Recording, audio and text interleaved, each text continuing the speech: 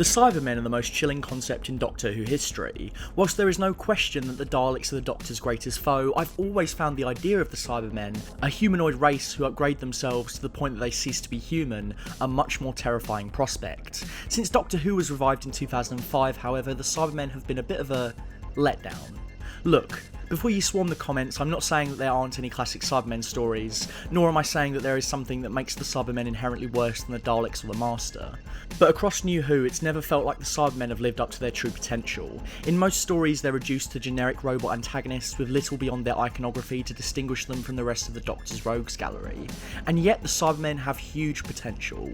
As society shifts to become ever more reliant on technology, it seems the perfect time to take the Cybermen back to their roots, as a parable for the dangers of becoming too dependent upon technology. And with just a few changes, I genuinely believe that the Cybermen could become the preeminent villain of the revival. So here's my thoughts on why the Cybermen need an upgrade.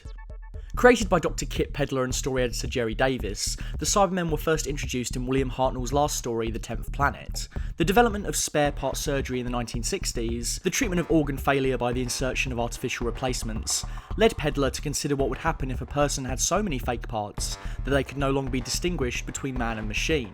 And thus the Cyberman was born. Sporting humanoid features and talking in high-pitched raspy voices, the Mondasian Cybermen of the 10th Planet are a dying race who, motivated by their ever-shortening lifespan, choose to sacrifice their emotions and identity for continued survival. Emotions, love, pride, hate, fear.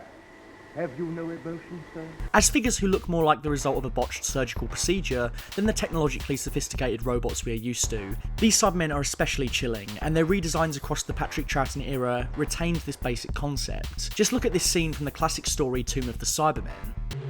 You shall be like us.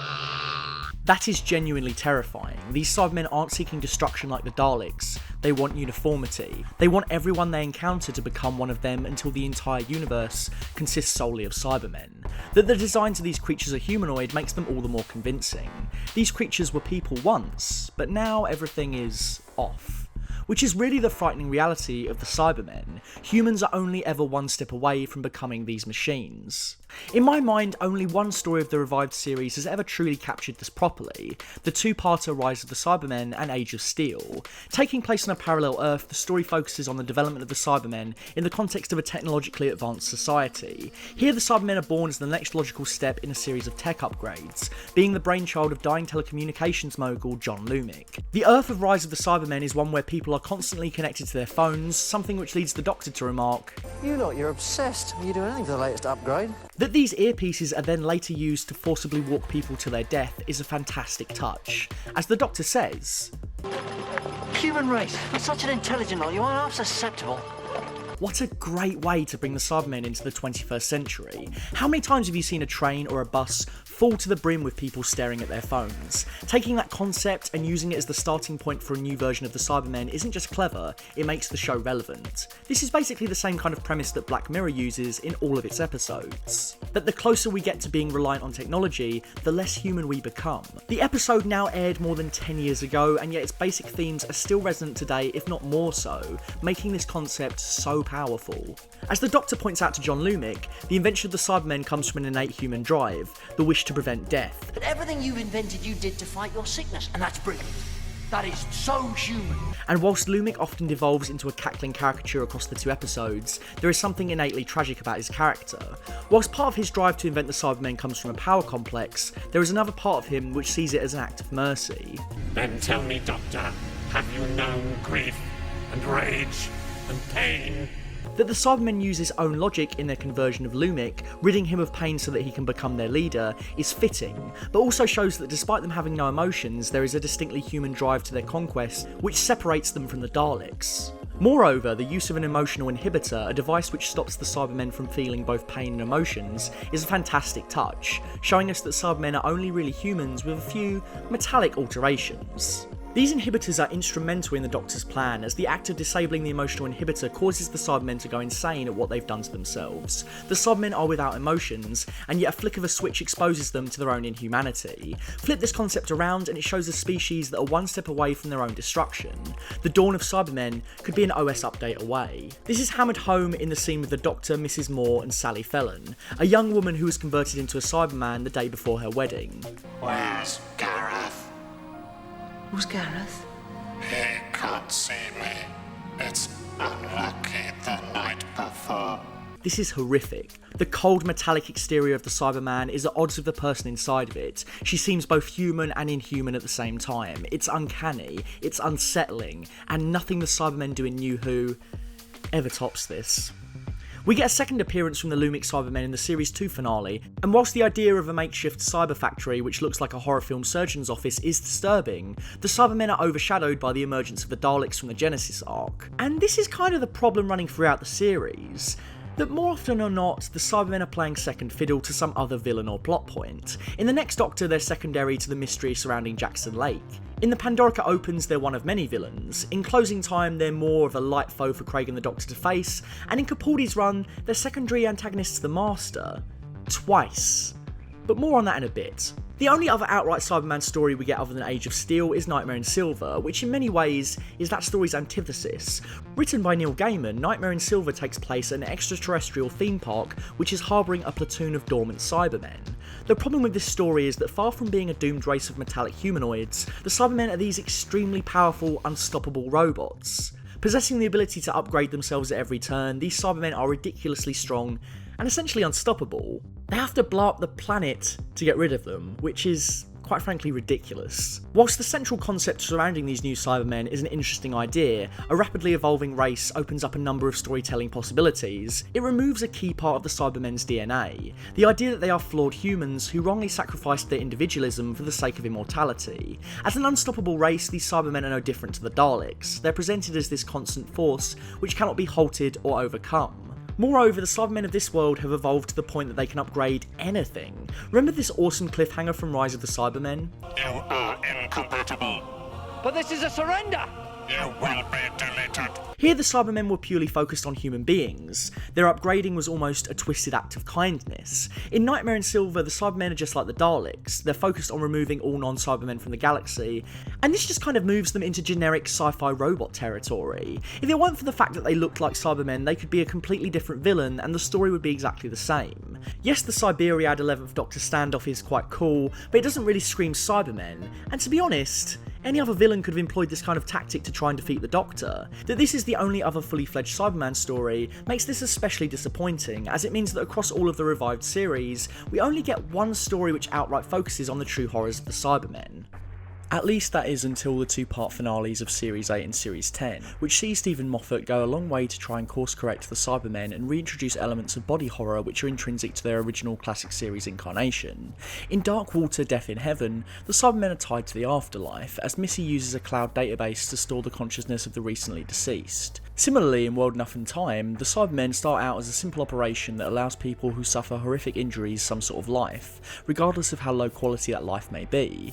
In both of these stories, becoming a Cyberman is a choice that is offered, and one that is willingly accepted by the companions Danny Pink and Bill Potts respectively. That becoming a Cyberman is seen as a preferable measure in both of these circumstances is even more chilling. In Dark Water, the upgrade allows Danny to avoid the pain of guilt over his accidental killing of a child, whilst in World Enough and Time, Bill is tricked into accepting an upgrade in order to avoid a life trapped in a hospital without the Doctor. Both Danny and Bill struggle to come to terms with their conversion, and it is their humanity clashing with their cyber properties that causes the conflict in both of their emotional arcs. Danny Pink's disgusting appearance, his face almost squashed into a cyber shell and covered in various metallic contraptions, is especially horrifying, but it is Bill's constant denial, followed by her acceptance of the inevitability of her situation, that proves the more tragic of the two arcs. Bill seeing herself as a Cyberman for so long is a trick Moffat also used in Asylum of the Daleks, but whilst in Asylum, Oswin's delusion was presented as a defence mechanism, in The Doctor Falls, Bill's is a determination to retain her emotions, the only remaining connection she has to her humanity. In both of these stories, you can tell that Moffat really understands what makes the Cybermen work, but unfortunately he's too busy juggling them with other story strands to get to the core of what makes them so terrifying. And then there's instances where it would seem to make sense for certain characters or plot threads to make full use of the Cybermen, yet it just doesn't happen. For example, Nardole in Series 10 is a cyborg, and across every single one of his appearances, that fact is nothing more than the occasional gag. How may I assist? Ooh, recognise that voice? Yes. Nice girl. Left me for an AI in a call centre. Which is fine, but in the series finale, Nardole helps the Doctor to face the Cybermen, so why isn't the fact he's a cyborg brought up at all? What does he have to say, being a cyborg himself, when confronted by these malevolent counterparts? Can he see himself in them? Can he see, dare I say, a point to them? What does it mean to be a cyborg in his native century? Is it anything close to what it means to be a Cyberman? Having a cyborg companion helping the Doctor to face off against the Cybermen seems ripe to explore new ground, but the show shies away from the notion entirely, and that's a shame. But I think the biggest missed opportunity is what could have come from this throwaway line by the 12th Doctor, that points towards an interesting direction that Moffat could have taken the Cybermen in had he chosen to give them his sole attention. They always get started. They happen everywhere there's people. Not us. Telos. No other line in the entirety of the revival gets to the core of what makes the Cybermen so terrifying better than this. The idea that any race can succumb to the temptation to become Cybermen is genuinely terrifying, because it not only shows us that this is a legitimate possibility, but that it can also be avoided. That this also neatly ties together a plethora of continuity errors about the Cybermen's origins is fantastic. The Doctor presents becoming a Cyberman as a choice, rather than something fantastical, which allows for a plethora of ways to take the iconic monsters. Imagine a planet where the environment is so hostile, be it because of climate, war or famine, that upgrading to a Cyberman is the preferable option. You could use this to play with the Doctor's conscience and ask whether it is worth stopping the rise of the Cybermen when the world they come from is equally as bleak. Likewise, you could push the surgical elements of the Cybermen further and have a story featuring botched Cybermen who are half converted and severely injured.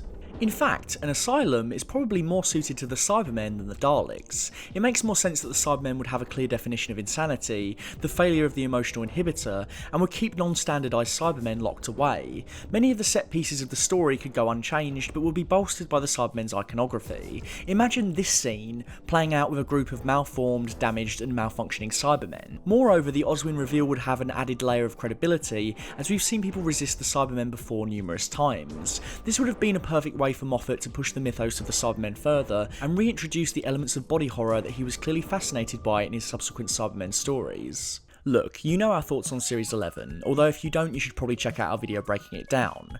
With Series 11 having pitched itself as a lore-free return to basics series, we have fresh ground through which to develop a unique opportunity to reconfigure the Cybermen for Series 12.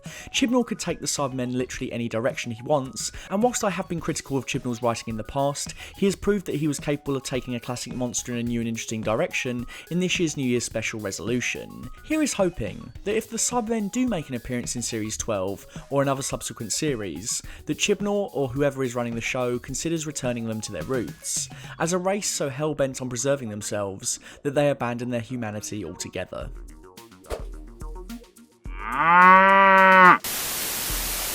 So, we didn't think we'd be doing this, but someone has actually donated $100, which is incredible. Yeah. Thank you very much, Dr. Chike. Honestly, that's awesome. You are, as we said in our Patreon video, literally keeping the lights on. So, no, but seriously, thank you very much. And, we're just sort of in shock, aren't we? Full Fat Videos is going to strange new places. Full Fat Videos just got upgraded, and along with that, we're upgrading our Patreon with new tiers and rewards just for you. We don't unfortunately monetize most of the videos on the channel because it has copyrighted content, so something like Patreon could really help us make Full Fat Videos self-sustaining, and it'll allow us to make better videos and better content for you. For just $1 a month, you'd be helping us out a great deal already, which is why we thank you at the end of every video. Not to mention you'd get exclusive access to Full Fat Milk Posting, a Facebook group where you can talk to us about movies, TV and games, as well as some memes. We like a bit of memes. For $3, you'll get access to everything from the previous tiers, but you'll also get the chance to watch our videos one day early, as well as get access to exclusive scripts and bloopers. For just $5 a month, you'll get access to everything from all the other tiers, as well as exclusive access to ask the questions for our monthly Q&As.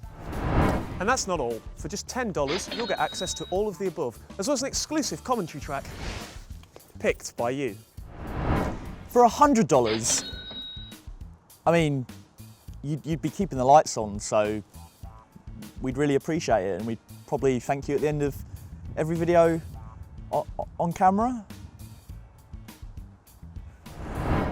You'd be really helping us in any way, shape or form if you could consider contributing to our Patreon. We love making this stuff for you guys, and we'd love to keep making more of it. So thank you, and thank you for watching. We're off to go make some more of that juicy content. We'll see you next time. Stay milky.